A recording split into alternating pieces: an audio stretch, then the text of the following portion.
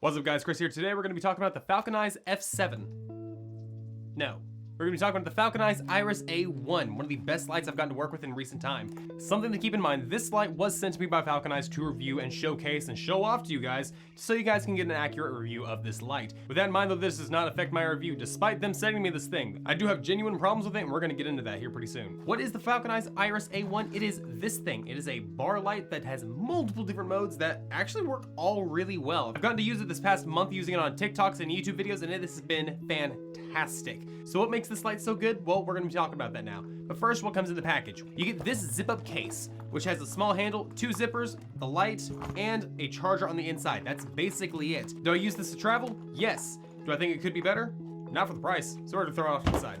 With that in mind here, we have the light itself. This is what we're actually going to be talking about here. This has a mostly plastic housing with 2 bits of metal that are actually exposed. Magnets on the back side here, which let it stick to basically anything. Specifically for me, a bookshelf, because a wooden bookshelf is obviously made of metal. On each end of the light, there's a quarter thread which you can use to attach to a tripod, a light stand, or attach anything to this light to help string it together. You can align multiple in an array and then connect them with DMX cables so you can have them all running through the same effect at the same time. Or you could just not do that, because I don't do that. I'm broke. I don't use DMX. Why would I? But if you're a media type that has multiple types of the same lights or multiple lights that use DMX inputs, these are fantastic because then you can align them all in a row and have them using the same exact effect and have it all nice-like. You can run this light on internal power using USB-C. Has a built-in battery. You cannot change this battery out. So whenever it's dead, it is dead until you pop it on the charger for about an hour and a half to 2 hours. This thing runs on max intensity RGB mode for about an hour and a half before it gives out, and an hour whenever you're using regular color modes.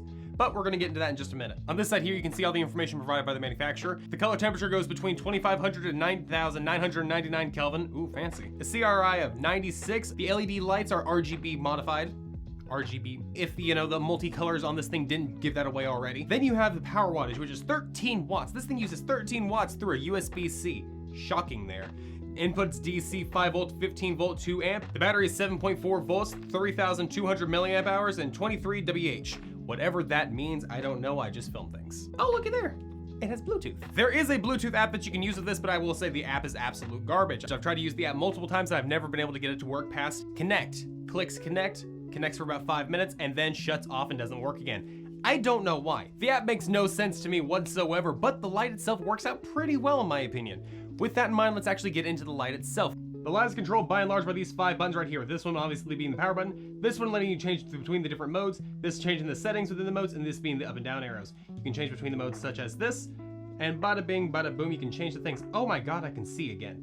Or you can go all the way back up to max intensity and blind the fuck out of me again. This one you can choose different gels, more gels. You can choose to reset the Bluetooth, or change the channel ID for it. Again, I've never gotten those to work. And you see, this is my least used mode. This is actually using it for a light with multiple different light tones, going all the way up to 9999 to 2500 Kelvin.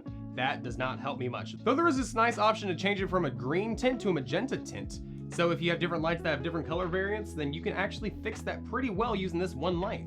So with that in mind, we're going to jump over here to the next one, which is, scenes. You have 20 different scenes you can go through, everything from lightning bolts to TV to candles to emergency signals and paparazzi. Either way, half of them will induce seizures, so you just be careful with that. Then you go right back to RGB. This light has a lot of features packed into it. Some are useful, some are not, and it all depends on your use case. This light is $150. They have multiple different sizes that have different price tags on top of them. This thing is made of mostly plastic as opposed to most metals. This is most comparable to a quasar tube, and honestly, if you're looking for a cheap alternative to a quasar tube, this thing is fantastic and perfect for that. But if you want the quality, if you want the metal construction, if you want something that's gonna hold up and that you can actually feel safe with dropping, you're gonna wanna go with quasar. But this is a nice alternative if you don't wanna spend that extra buck. But with all the praise always comes cons. So what are the things I don't like about this light? I don't like how cheap it feels. It feels like it's gonna bend and break in my hands at any given moment. And that comes down to the cheap use of the plastics within it. I feel like if I do this, it's going to bend and just snap in my hands at any time. If I drop it, I feel like it's gonna break. Aside from that, I feel like the magnets, though very strong, are very, they look like shit put in there. They look like they just stuck them on top of there and used some silly tack just to push them in and just hold them in place. The battery life, though useful, does not last all that long in comparison to some other lights. If you're using this light for long periods of time and you're not set up in a studio like this, then your battery's probably gonna die and you're not gonna be able to charge it in time for the rest of the shoot. If it's set up in a studio, kind of like my own here, it might be fine whenever you're not using it, it's just charging in the corner. I only record for about an hour at a time, and then whenever I'm done with it, it turns off. But if you have an all-day shoot, this thing is not gonna last for you unless you have multiple that you can cycle through as they're charging. And aside from that, the app is literally shit. The app is so bad. This app does not work in the slightest. I have tried connecting this thing countless times, and every time it works for about a quarter of a second to turn the light on, and then just flat out doesn't work until I disconnect this light from the app, reset both, then reconnect, and then it lets me turn the light on again. Or I could just come over here and click the button, and all of a sudden, boom, the light's on. The app saves absolutely no time. I might be using it wrong, but I don't think so. I have fiddled with that thing for hours. The app has 2 stars on the App Store because of how bad it is. Nobody else can get this thing to work as far as I'm aware. So to advertise this thing as having a fully functional Bluetooth app, I find to be quite, bullshit, to be completely honest with you. Now, with that in mind here, this thing does have some very nice but very niche uses. Like, it allows you to use DMX cables if you need to use them. It also has a charging light to indicate that it is in fact charging. And plus, there's nice 2 settings here that you can use to change different gels. You can use different gels if you want. Ain't that neat? So for me myself, would I buy this light again if I got the chance to and I had to spend $150 of my own money? This light, though fantastic, is super niche use. It is super useful whenever I need it, but otherwise it is just really niche, and I generally don't have a need for this thing almost any time. The main reason I use it now is because I can have it set up as background light and have it plugged in all the time. But if I was going to actual film shoots all the time, or if I was actually using it on short films, I'd have very little use for this thing. Is it a fantastic light? Absolutely. Will you use it? I don't know. It's your use case. You figure it out, you see the features that it has, and you figure out if they're worth it to you. Is it worth $150? If you're gonna buy quasars already, maybe look into this thing. If you're not and you're just looking for extra lights, go for something a little bit cheaper like the Go Dogs. But this thing is not gonna be worth it for you if you're just looking for cheap lights to throw up.